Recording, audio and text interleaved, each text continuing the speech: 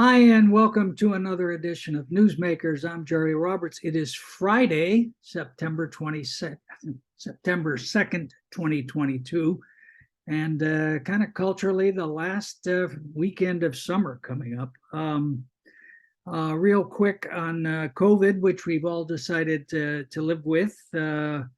400 people a day dying still. The FDA approved a new vaccine for the Omicron B4 and B5, and the free home testing program ends today. So if you want more tests, get them.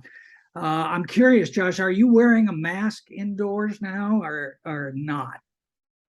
Well, I have to wear a mask at Santa Barbara City College. City College still requires everybody to be masked. Students have to be masked, and we still have to check in. So, yes, in that location, I am. I'm not wearing a mask when I'm inside, just at a building somewhere. I don't know. It's just not something that I'm doing anymore unless I'm absolutely legally required to do so. I'm triple vaccinated. I have the booster now, so. And I know that's just part of it. The other part is protecting other people. But no, I'm trying to not wear the mask unless I'm legally required to at this point. Yeah, it's funny. I keep them in my car and I want to wear them like when I go to Gelson's or something, but I always forget. So, bad on me. All right, let's talk. We had back to school, students back in school, and in the Santa Barbara Unified School District, they were greeted by their teachers saying, "Welcome back. Give me your cell phone." A new policy. What's that all about? So the district has launched an off and away campaign with the idea being that the classrooms and other designated learning zones should be free of distractions. And those distractions are cell phones and smartwatches. And I guess in the past, they've been allowed in class. So students who had them could be on them while the teacher is talking, and they could use their watches. And now, and I think this is maybe partly we're looking at these technological issues because of TechWise, the group that was concerned about the K through 12, or sorry, K through 3 students having access to the iPads and taking them home, and screen time and the type of things that they were watching. That culture, I think, has taken sort of a more sweeping view and saying we need to minimize the amount of time that students are using these devices in class. So there have been some webinars. Shikenya Edison led the first webinar, And who's she? So she's the new vice superintendent, assistant superintendent. So she was hired to replace Fran Wagneck after Fran Wagneck retired or quit or decided to run for the Hope Fran's School. running, yeah, for the Hope School District Board. That didn't come up when I interviewed her. So anyway, this presentation by Edison was really well done. It outlined the whole process for what the district is doing now and what they want to do, the reasons they want to do it, and sort of the timeline. And I think that for now, it's being introduced and it's being encouraged, and the teachers have some leeway in their classrooms. Some of them are already adopting it, others are not being as strict. And the idea is, as Edison said, the classroom is where the magic happens. And that interaction between the students and the teachers is important to their learning. And so we can't have people distracted on their phones and looking at these other devices. So there was this webinar saying they have to be in the backpack. You can't wear them. You can't use them. And at the end of class, you can take them out. Now, let me welcome in Nick here. He's okay on the ether. Go ahead, Josh. Yeah. So there was a little bit of questions about it at the webinar that I attended, and one was from a person who said, "Look, the student that is in my family, they need their smartwatch. We track them, their heartbeats, everything. It's data. It goes straight to the doctor, and it's part of their sort of health regimen. And we don't want them to have to take it off during the classroom." And so there's some of that, and that a lot of that discussion is going on. There were also reports during that meeting that smartwatches and iPhones, smartphones were confiscated. First day, teachers just said, nope, give me that, give me that, give me that. And that's not supposed to happen. So a lot of it just depends on the teacher and what they want to do. I've heard now that there's these breaks that are happening. So 5-minute break, you can use your phone, put it back in your backpack, let's start again. So this is a little bit of a culture change. I will say I was impressed with Edison and her delivery of the information. It was a very good presentation. As we're talking about change at the school district, if this is a sign of the new regime, she was very impressive in terms of how she explained this topic. All right, you heard it here first. Josh saying nice things about the Santa Barbara Unified School District. There is a lot of change. Kate Ford leaving, Laura Capps leaving. That's going to be interesting what happens. And 2 races for the seats, one more interesting than the other. Nick, how are you doing? Doing all right. How are you? Oh, living the dream.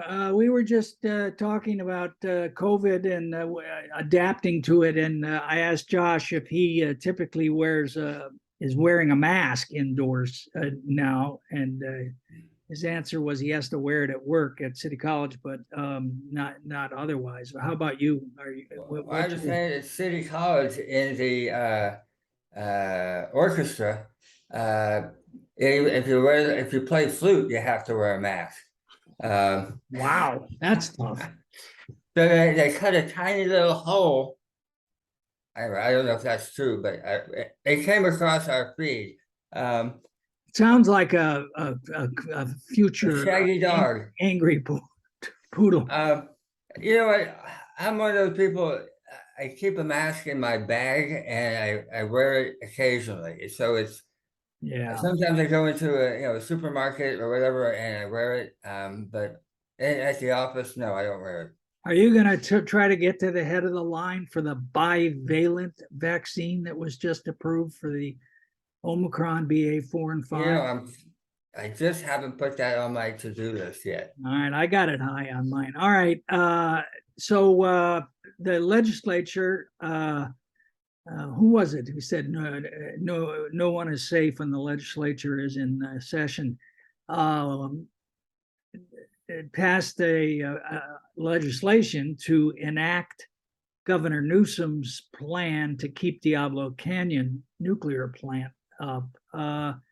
Is the opposition to that sort of just gone away, Nick, or what?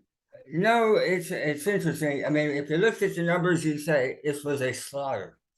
And the votes were overwhelming. If you said 2-1, that would underestimate the margin of victory that the governor enjoyed in that vote. I think the vote couldn't have come at a more propitious time for Governor Newsom. It was right in the middle of the heat wave, right in the middle of the fires. Are we going to have enough electricity?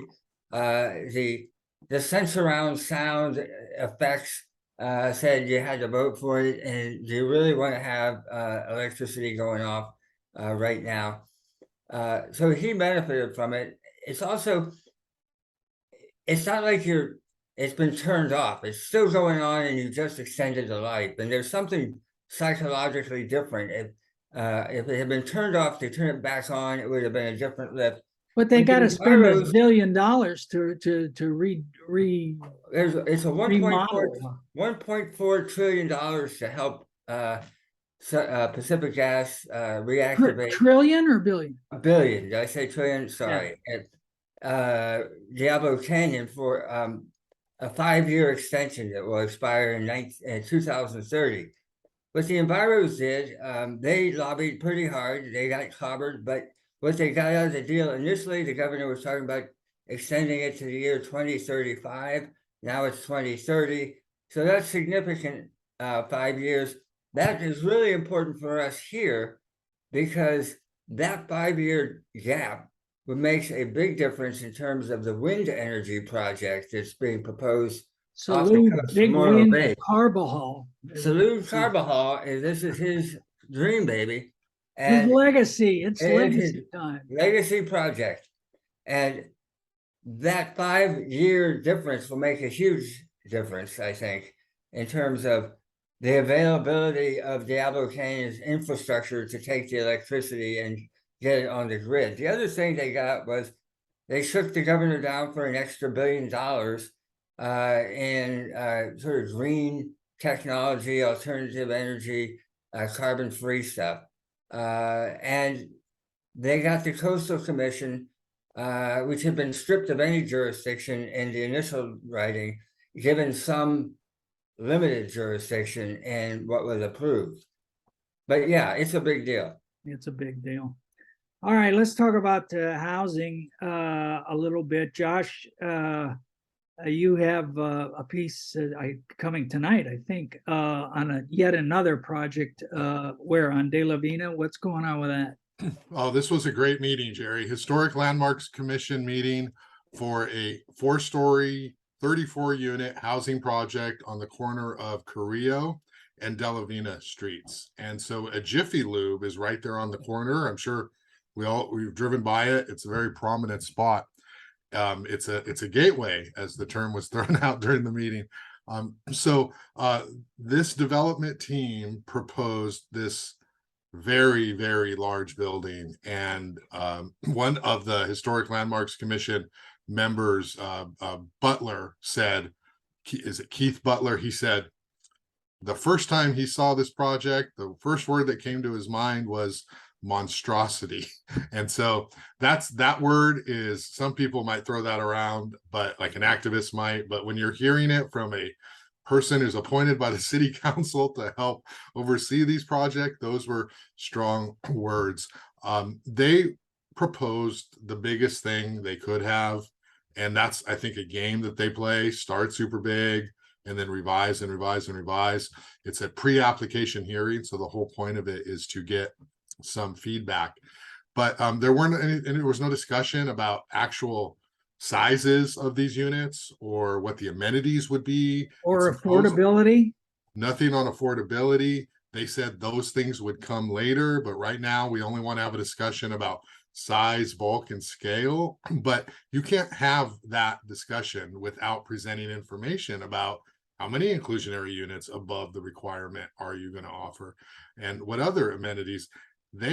It was like a scene from Shark Tank, honestly. Craig Minus is the owner of I think it's the CAM development, and I think he used to be with the Tobes Group, and he had 2 other members of his team. This was like a pitch on the Shark Tank TV show. 3 guys talking about why they deserve this project to be funded. It was amazing. And he started his presentation. This is like the first minute. He starts off with, "If I may be as bold as to say, this is a once in a lifetime project." And I was like, oh my goodness, I can't believe this veteran, developer starting with this. But that's sort of a high bar that you're setting, and then you're about to talk about how you're going to build this, basically, what do they call it, like sidewalk to curb to curb almost project. So they got beat up.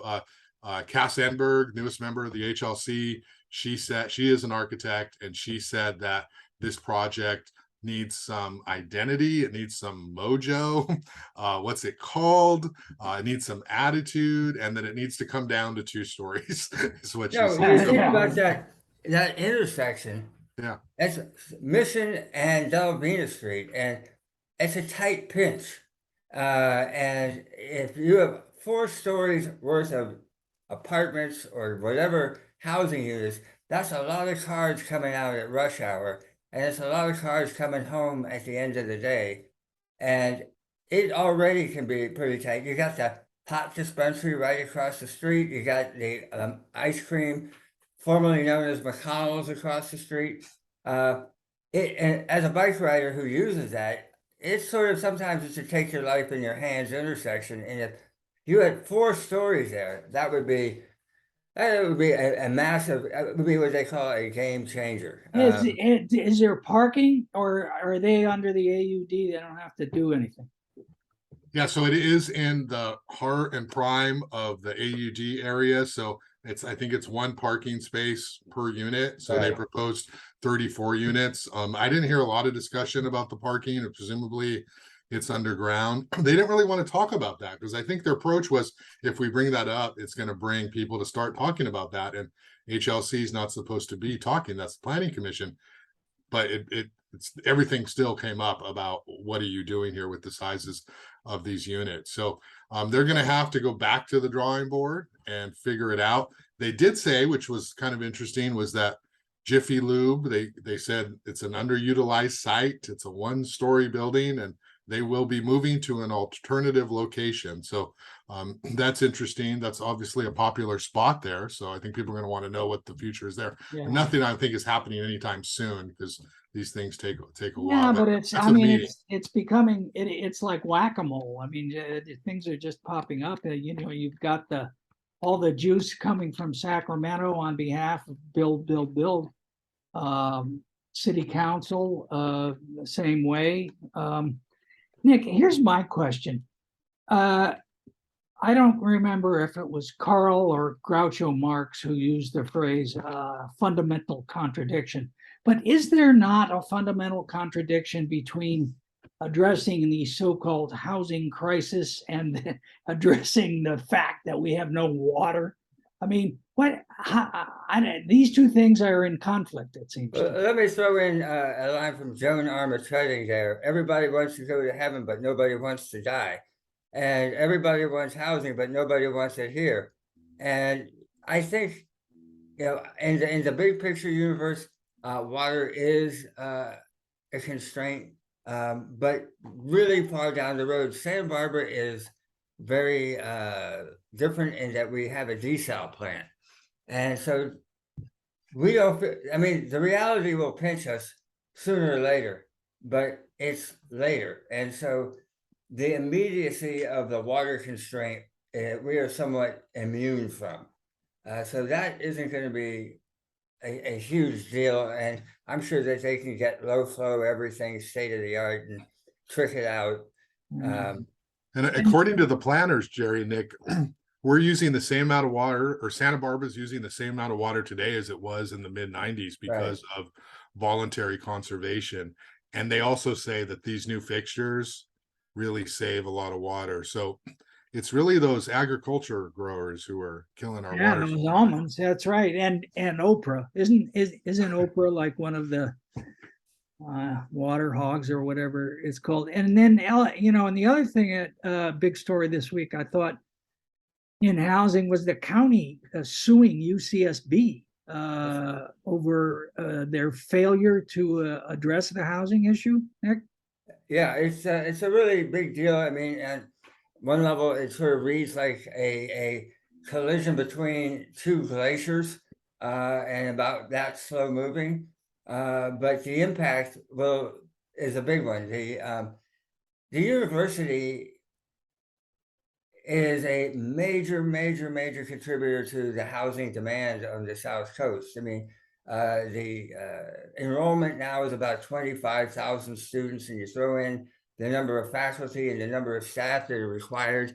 That is a huge impact on the local housing market. And the university in 2010 made a deal. It said, we are going to build 5,000 new units of housing for students by the year 2025, or by the time we hit 25,000 enrollment. Guess what? They have 1,500, which is nice, but that's 3,500 short. They're supposed to do 500 faculty. They're 500 short. Henry Yang and UCSB seems to be, they're rolling the dice on Dormzilla, and they're going to build Munger Hall with 5,000 beds. That's sort of pie in the sky, and you know, something that I think is just not going to fly. Yeah. So that's a big deal. So for what is the county seeking? The city of Goleta already has sued, and there's the county was sort of, we don't want to do it. Don't make us. Please don't make us. Please tell us you're doing something so we don't have to sue you.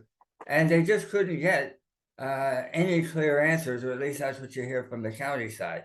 From the faculty, from the university side, you get good, happy talk about we're all committed to working together to address the common problems. All right. And then speaking of development, Josh, I was glad you highlighted this because it's one of those things that it's sort of hiding in plain sight and nobody's paying much attention. The airport expansion project, which is huge, right? I mean, what happened? Did the city council approve it, or they just heard a report on it, or what? Well, the airport is an enterprise fund, meaning it has its own sort of department and staff, and they do a lot of stuff there that is kind of separate from the main organization and the politics of City Hall. So they were giving an update and talking about, hey, here's everything we're working on. And there are a lot of plans there. They're going to build a big garage. They're going to redesign the areas with the hangars and the fixed base operators that are out there. It's a big, significant deal in terms of the airport getting bigger and expanding to accommodate an increase in the number of passengers.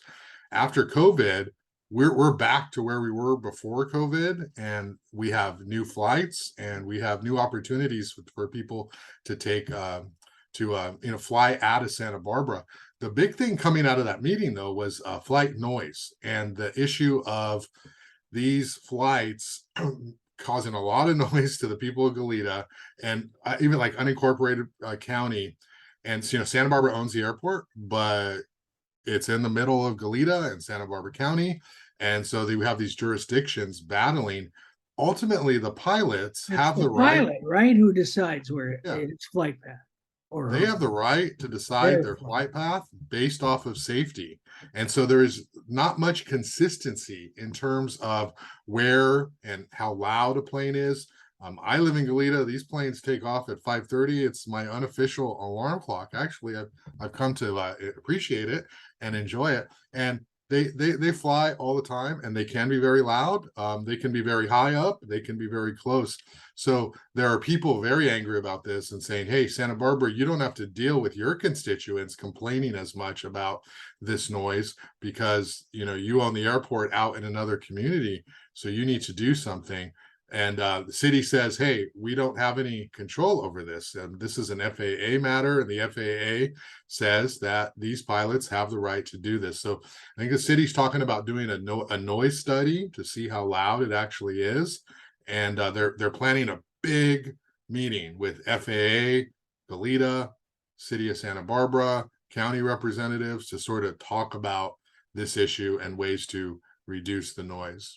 Kristen Snedden seemed to be taking the hardest line among the city council. What does she want?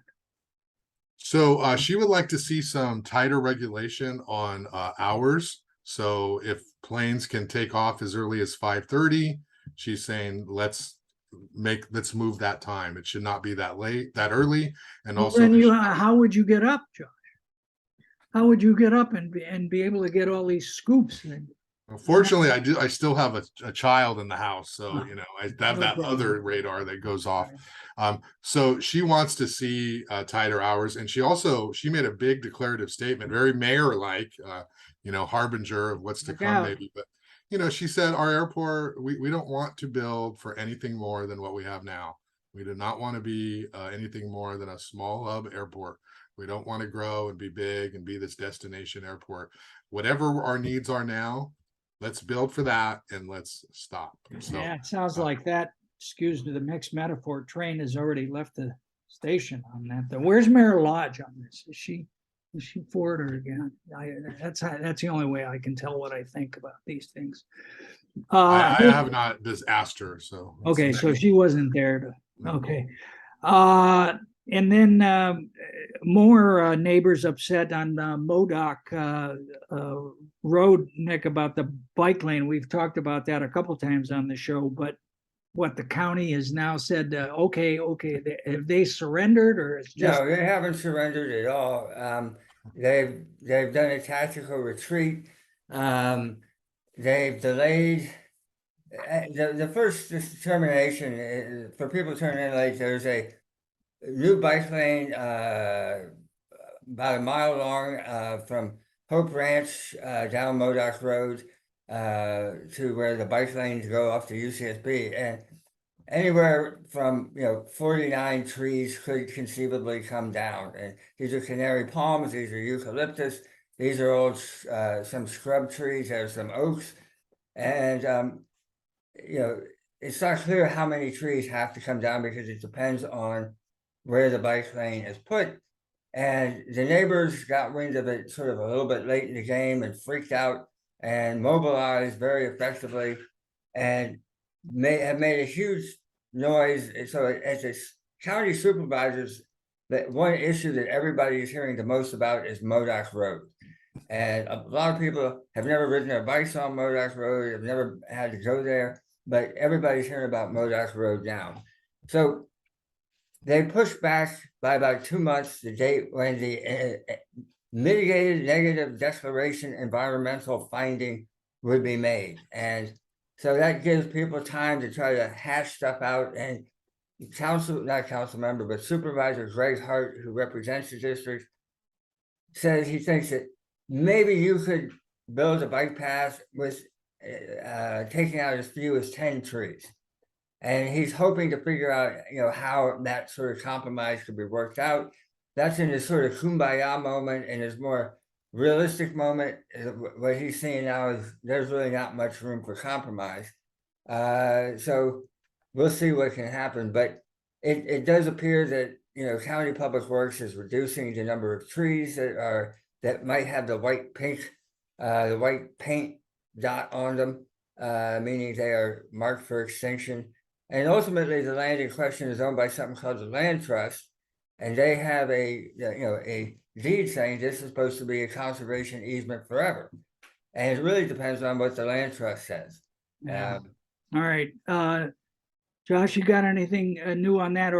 And I also, what's happening with the city attorney and his absence? Is Ariel Kalan back, or is he still gone? What's going on with that? Well, I was just going to say, Greg Hart can handle trees and bike lanes and Modoc. This is a guy who was heavily behind building basketball courts on East Beach way back in the day with the late great Barry Burkus, and that didn't happen. And he was able to get out of that one well. So I don't think anyone's going to pressure Greg Hart into doing anything that he doesn't want to do. I don't know much about Ariel Kalan and his departure. I reported that. He was he at city council? Was he back? No, Sarah, he's not back. Sarah Connect is the acting city attorney. I'm not sure what her official title is. Everyone's sort of wondering, but we reported he had that incident with another attorney, and it was reported, and he's not there for now. So and who knows whether he'll come back at all. I did want to say before I go pick up my daughter is I had Dan LaBerge on my Santa Barbara Talks podcast, who's running for Santa Barbara School Board. And so we had a conversation there about all of his goals and plans. And I think you like him, Jerry. He might be your guy. I don't know. Well, he's running against Gabe. Yes, he's running against Gabe Escobedo, and he sort of talked about his experience. He is a parent of 3 kids. He believes that he has the expertise and the knowledge to go in there, experience to go in there. It's going to be a battle.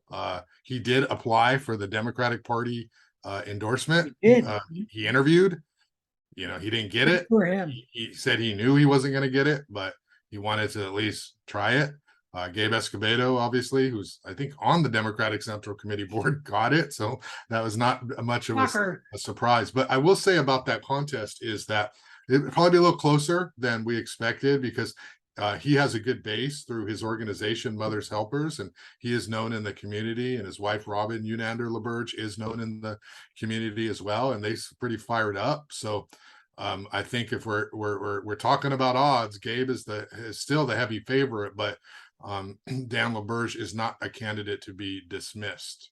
Yeah, and a lot of action going on behind the scenes, people putting together forums and debates and whatnot. Lanny Ebenstein has got, I think, settled on October 3rd. And Josh, I know you've talked about something, and I think Gwen over at the Journal. So I think we'll have a good opportunity to see those candidates because that's really, I mean, that's kind of the best race in the sense of competitiveness and stakes. Well, Christy Lozano is running for Goleta School Board against Right. Emily Zacharias, and that's going to be a really close race because, you know, it's easy to say Christy's not going to win. She's not in touch with the voters, but she has credible name recognition. And she if has a base. She does Yeah. have a base. the Yeah. base, it's just a matter of if there's enough of that base, and can she run a campaign where she's not detestable? Like, can she run a campaign where she can actually just talk about herself and what she wants to do, as opposed to for superintendent where she just enraged so many people? And she needs to like understand that running for a school board is very different than running for this other highly political position. That being said, Emily Zacharias is endorsed by the Democratic Party, and you know, she's got a lot of momentum by her. So that's going to be a good one. And there's a third candidate in that race who I don't know who it is yet. So All right. Okay. Well, we'll watch those. And I'm going to then, head out. Thank you, Jerry. hey, Take care. thanks for dropping in, Josh. It's the end of August, beginning of September, bad time to try to get people. I appreciate it. And we also got a new police chief this week, Nick, and she's from Southern California. What do you know about her? Anything? You know, what I know about her was fill a symbol. We'll You fill know, it for. She comes from what, Monterey Park. Yeah. You know, she's been in law enforcement for many years. You know, behind the scenes, people are saying she's very impressive and really good. I haven't met her. I haven't spoken with her. You know, it sounds like she knows how to talk about, you know, some of the more reform-minded issues that are affecting law enforcement without gagging up a furball. There's a degree of life experience that she's had that makes her familiar with discrimination and issues like that. So Yeah, she was obviously prepped to talk about the new or the change in the scope for the fire and police commission coming up. no, she made a very Kellyanne Gordon. Kellyanne Gordon is her name, and she made a sort of glancing allusion to the fact that we have a new fire and police commission being underway to sort of encompass many of the reforms proposed by the police review commission that had been proposed. So she said something to the effect she looks forward to working with them. You know, it was a political statement. We'll see, you know, what it means down the road. I know that they have people in the department that really know their stuff where this is concerned and are committed to some of the reforms. They weren't committed to the reforms as packaged by the commission that studied it. So And there's a difference. the aforementioned Gabe Escobedo. Correct. Well, it was in the middle of that, of course.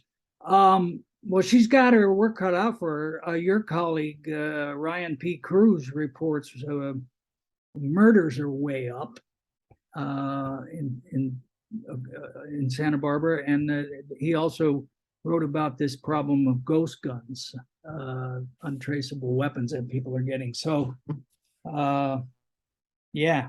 Yeah, no, I think that anybody who has lived through the past 2 years knows firsthand that we all get to our boiling point in about 3 nanoseconds now. And if you are of a disposition to reach for your gun or think about it before, suicides are up, homicides are up, violence are up, drinking is up, drug abuse is up, overdose deaths are up. People are you know, pulling the pin on their hand grenades a lot faster. And I mean, you see people, how many people have been killed on the freeway, walking in the middle of the freeway at 3 a.m, like we just had this week. Was that a suicide? What was that? So I just think that everybody is losing their stuff a lot quicker. And so the idea that there was going to be homicides more, I'm not surprised. I mean, that number, again, compared to other cities, isn't that huge. And it's bigger than, our last 10-year average by somewhat. I think if you look at the numbers, Santa Maria is going to have a lot more than Santa Barbara. I think that, it's a reflection of income and poverty And gangs and gangs. as well. Yeah, okay. The district attorney, meanwhile, made an appearance at the Board of Supervisors about an issue involving her salary this week. You covered that. That seems sort of entertaining. Talk about throwing down quick. I mean, here's Joyce Dudley, who's been in the DA's office for what, 32 years or something like that. She's been to DA, going on 12 years. She's about to leave. And she showed up before the supervisors and said, my salary increase wasn't enough. And we need more. And I think she was looking at her salary compared to that of the public defender, Tracy McCruga, and the county council, Rachel McMullen. Neither of whom is an elected official. Neither of whom is elected. And the supervisors made a strategic point. We are going to give elected department heads a 2.5% pay increase and appointed department heads a 5%. And the reason for that is if you are a planning chief or a public works chief, you can pick up and leave Santa Barbara in a heartbeat and go somewhere else.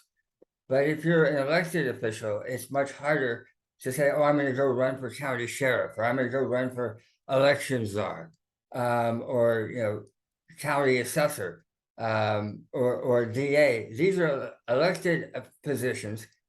And at a time when, department heads are making 3 to 4 to 5 times more than the people who work for them, there was sort of a reluctance by supervisors to give elected officials pay raises that were 3 to 5 times greater than what the people who work for them would be taking home. Yeah, it didn't look good. But Joyce Dudley made it very personal. She talked about herself in the third person frequently. I don't think she ever said me or I. She talked about how, she took this home with her at night, how her family suffered with, her immersion into her work. And she spent a lot of time thinking about murders, rapists, child molesters, and the like. And she oversaw a lot more people. She oversees many more people. Many more people and a lot more cases. And I think really what I'm hearing, there's 2 things behind the scene. One, the DA has never made less than the public defender before, ever. And now the way it works, the public defender is making a few $1,000 more. And it is no secret that Joyce Dudley and Tracy McCruga do not see eyeball to eyeball on issues of criminal justice reform, and that Tracy has been very outspoken and aggressive in pushing for it. And Joyce has said, whoa, Nellie, you're going too fast, too far. And, I'm not comfortable with that. I get to make the call because the real issue is public safety. And there has been a lot of back and forth. And, pre-George Floyd, I think the powers that be on the 4th floor, the county supervisors, were more inclined to give deference to Joyce on this, but post-George Floyd, they're much more inclined to push her hard. Well, and she's a lame duck. So And she's a lame duck. And, it's not just Dos Williams and Greg Hart who you would expect to do that, but it's Steve Lavanino, who is the 5th district supervisor, who until Trump was elected was a registered Republican. And his reaction was probably the most visceral. He says, after Joyce spoke, he said, in the past 10 minutes, I just got the worst headache. I hoped it wouldn't come to this, but it did. For you to accuse us of favoritism and discrimination, which is what she did. I sort of buried the lead on that one. he said, that's just not cool. That hurts my ears. But she has a case. I mean, if you look at She the has a comps, case. how much she makes versus the She Ventura. has a case, and she had all the other elected department heads sitting behind her. None of them came and spoke. It was really, it was the intensity and the personal nature, I think, of her argument. And she sort of won. She got 3.5%. She got 3.5% by a 4-to-1 vote. Greg Hart declined to go along with it, but none of the other elected department heads got anything more than the 2.5 they already were getting. When she announced her retirement, she sort of did a farewell tour with she was on my show and others, and she used some very colorful language in expressing her opposition to some of these criminal justice reform, calling them woke and stuff like that. Do you think that this pay thing was payback for that?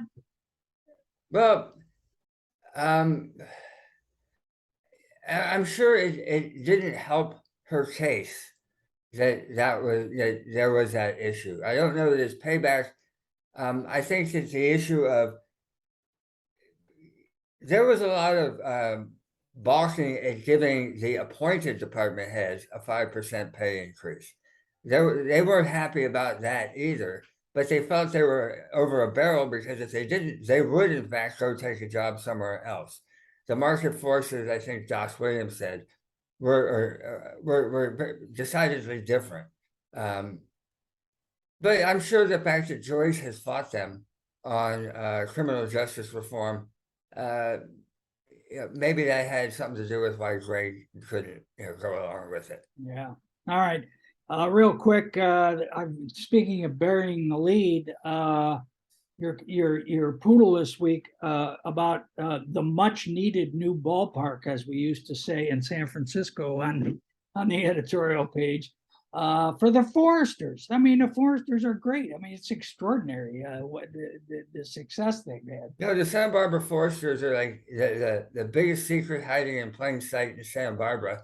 They have gone to the World Series of the National Baseball Conference in Wichita 12 times. They've won 10. They just did a three-peat. They whoop ass. They have fun. They hug kids with cancer. They couldn't be nicer. It's just sort of, if you're looking at a guerrilla organization that's out there to win the hearts of the community, you couldn't do a better job. But they play at Pershing Park, which has lots of challenges. It's great location, but the configuration is not good, and there's not enough seating. And Billy Pintard, who is the manager of the Foresters, said up in San Luis Obispo, the team there, the Blues, they routinely draw 5,000 to 1,000 fans a game. Down here, if they get 200 fans, that's a lot. That's in part just because there ain't that many seats. No, there aren't. And the other thing is, did you know that if you retrieve a foul ball at the Foresters game, you have to give it back? Yes. They have a bunch of kids out there, and they are sprinting all over the field looking for those foul balls. All right, we'll leave it there. Read next column this week, The Angry Poodle, in which he makes the case on behalf of the Foresters and baseball fans everywhere that we need to jumpstart something that gives them improvements in the ballpark. Nick, thanks for taking the time. I appreciate it here at the end of summer. What are you doing with your last weekend of summer? That I'm still trying to figure out. Time's running out. All right, thanks for watching, and we'll see you next time on Newsmakers.